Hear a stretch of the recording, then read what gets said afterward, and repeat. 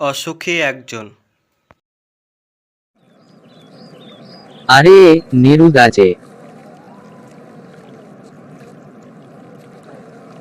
তা এখানে কখন এলে? এই তো একটু আগে। কি ব্যাপার নিরুদা, তোমার মন খারাপ কেন? আমি তাকে ছেড়ে দিলাম, অপেক্ষায় দাঁড় করিয়ে রেখে দরজায়। ছেড়ে দিলে? কাকে ছেড়ে দিলে নিরুদা?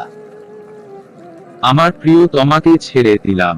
তোমার প্রিয়তমাকে কেন ছেড়ে দিলে নিরুদা? আমি যে বিপ্লবী, বিপ্লবের আদর্শে আমাকে ঘর ছাড়তে হয়েছে। আমি চলে গেলাম দূর দূরে। সে জানতো না আমি আর কখনো ফিরে আসবো না। কেন? কেন জানতো না নিরুদা? তুমি তাকে বলে আসনি? বিষয়টা তা নয় বন্ধু, দেশের ভালোর জন্য আমাকে ঘর ছাড়তে হয়েছে। ছেড়ে আসার সময় অবশ্য তাকে বলে এসেছিলাম। তারপর কি হলো বন্ধু? একটা কুকুর চলে গেল, হেঁটে গেল গির্জার এক নাট। একটা সপ্তাহ আর একটা বছর কেটে গেল। এর মানে কি বন্ধু? কিছু বুঝতে পারলাম না। এর মানে এটাই যে সংসারের কাজকর্ম স্বাভাবিকভাবে চলতে থাকলো। কেটে গেল সপ্তাহ, বছর, অনেকটা সময়। ভারী দুঃখের কথা শোনালে বন্ধু, আমার হৃদয়টা বেদনাক্রান্ত হয়ে গেল। তারপর কি হলো বন্ধু? বৃষ্টিতে ধুয়ে দিল আমার পায়ের দাগ, ঘাস জন্মালো রাস্তায়। হ্যাঁ, এটা সত্য যে বৃষ্টির জলে সমস্ত দাগ ধুয়ে যায় এবং তারপর তাতে ঘাস জন্মায়। তারপর কি হলো জানো বন্ধু? কি হলো বন্ধু? তারপর একটার পর একটা, পাথরের মতো পরপর পাথরের মতো বছরগুলো নেমে এলো তার মাথার ওপর। পাথরের মতো বছর মানে? আসলে কবির কথা বুঝতে পারা যায় না। পাথরের মতো বছর বলতে বোঝানো হয়েছে যে পাথরের ন্যায় শক্ত ও পাথরের ন্যায় কঠিন বছরগুলো পরপর পার হয়ে গেল। বন্ধু, বেলা তো করে এলো, তাহলে চলো আমার বাড়ি, বাকি কথা সেখানেই শুনবো। ঠিক আছে বন্ধু, তাই চলো। বন্ধু, তোমার বাড়িটা তো খুব সুন্দর। সবই উপর অলার দান। বসো। এটা পপকর্ন নাকি? একটু খাই।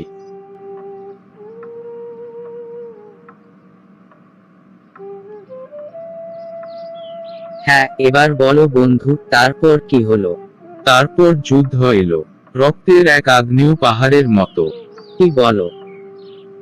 যুদ্ধ এলো আগ্নেয় পাহাড়ের মতো? সে আবার কেমন করে হয়? আসলে আমি আমার জীবনে দুইটি বিশ্বযুদ্ধ দেখছি, আর এখন যেটি দেখছি সেটি দ্বিতীয় বিশ্বযুদ্ধ।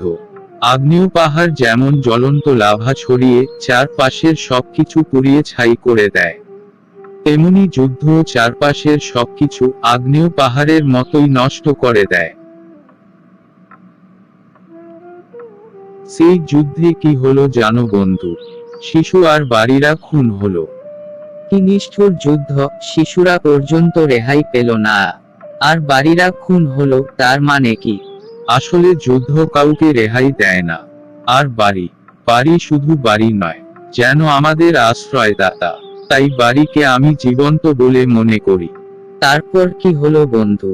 সেই মেয়েটির মৃত্যু হলো না। সেই মেয়েটি মানে তোমার সেই প্রিয়তমা মেয়েটি?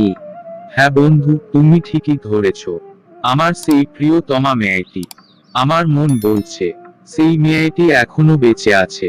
সে মরতে পারে না বন্ধু, সে মরতে পারে না। কেঁদো না বন্ধু, কেঁদো না, শান্ত হও। তারপর সমস্ত সমতলে ধরে গেল আগুন।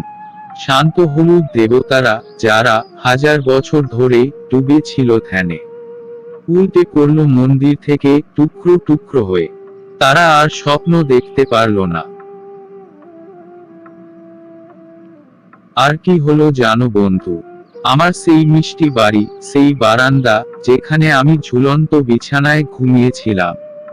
গোলাপি গাছ, ছড়ানো করতলের মতো পাতা, চিমনি, প্রাচীন জলতরঙ্গ, সব চূর্ণ হয়ে গেল, জ্বেলে গেল আগুনে। তারপর কি হলো বন্ধু? তারপর যেখানে ছিল শহর, সেখানে ছড়িয়ে রইল কাঠ কয়লা, তোমরানো লোহা, মৃত পাথরের মূর্তির বিভৎস মাথা, রক্তের একটা কালো দাগ, আর সেই মেয়েটি আমার অপেক্ষায়।